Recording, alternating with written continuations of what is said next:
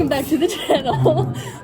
My name's Skylar, and I'm majoring in elementary education. My name's Allie, and I'm also majoring in elementary education. My name's Addie, and I'm also majoring in elementary education. My name's Taylor, and I'm also majoring in elementary education. Perfect. This week, we learned about a couple different topics that we'd like to talk about. We learned about how teeter-totters work. We learned a little bit about spring extension. We learned how to find the value of an unknown side on a triangle. We learned how to use calipers. My bad. And then we tried to give it a go at measuring the table with our own finger span. So we're going to talk about those individually, and hopefully it goes good. So yeah, we'll give it away right now. Okay, team. The first thing we did in lab this week was measure masses with the teeter-totter. To do this, we used a meter stick. It's a meter stick, if you didn't know. And a wedge. That wedge right there. So to do this, we used two 100-gram weight things, and we put them evenly on each side. Okay, we put them evenly on each side, and to try and even out the meter stick on the wedge. For this, we put them both on the 22 centimeter mark, or like they were 22 centimeters away from the middle mark. See here, even-ish. Okay. Then we did it with a known mass and an unknown mass. Our known mass was there 100 grams, obviously, because we had just measured that. And then we used a 200-gram weight. To do this, find the even length in between them to get it to be level. Our calculations found that the 100-gram distance needed to be on the 40 centimeter line, and the 200-gram distance needed to be on the 19 centimeter line. Next, we talked about spring extension. So when we did this, we got a spring and put it on our back thing right here. From that, we figured out how the spring had a consistent, which was 11.5 centimeters, my bad. We're able to find this measurement by finding the resting area of the spring and subtracting that from the total distance on the meter stick. When we did this experiment, we used a testing weight of 1 kilogram. We did this where we measured the spring 10 times, and we took note of how far the spring would extend. We got around an average of 34 to 35 centimeters per each spring. We can show you the histogram that we got, and this is what our histogram looks like. We can see that these two have the same amounts of X in them, and these do as well. So I'm not really sure if our evidence was completely conclusive, but we did show some kind of variety in our weights. And so that's about everything that we were able to determine with the spring extension experiment. Okay, so then next, what we had to do is we had to measure an unknown triangle, a small one, and then a bigger one. So here's kind of like our setup right here of what we had going on. So we had to pretty much use two ruler sticks, and we set them up using that thing. And then we also had to use a wedge to make sure they stay up together.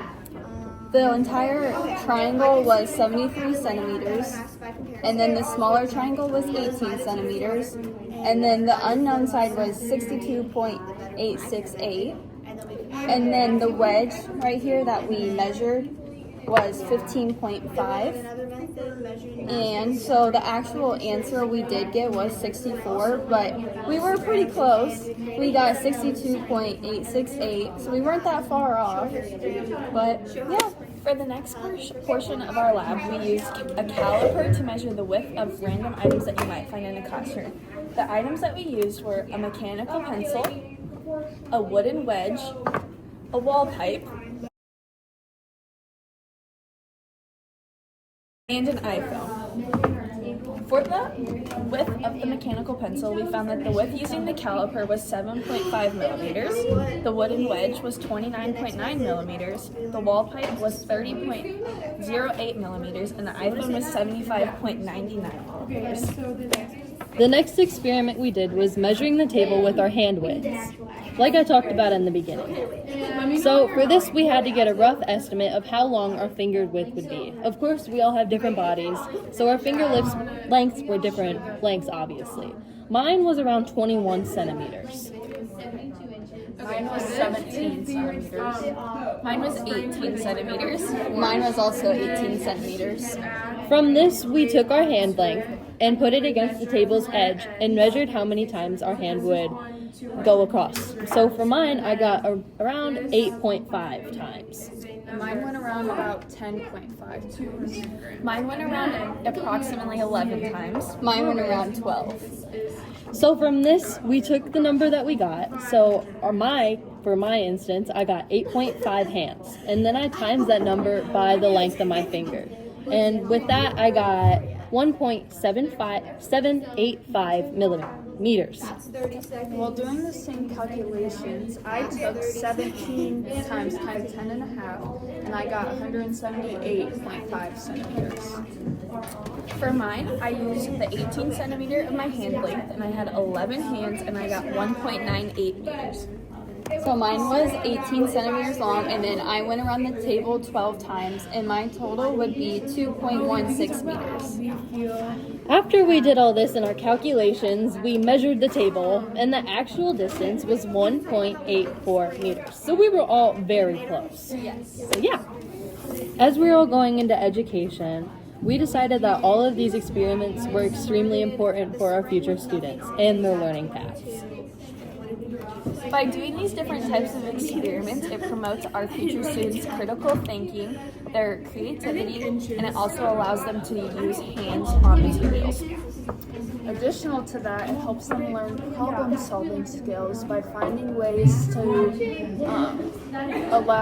collaborate with each other on different measurements, different ways to think, that type of thing. Along with what my partner said, collaboration is really important, and I think every child should learn how to do it because teamwork is something they're going to have to use throughout their entire life.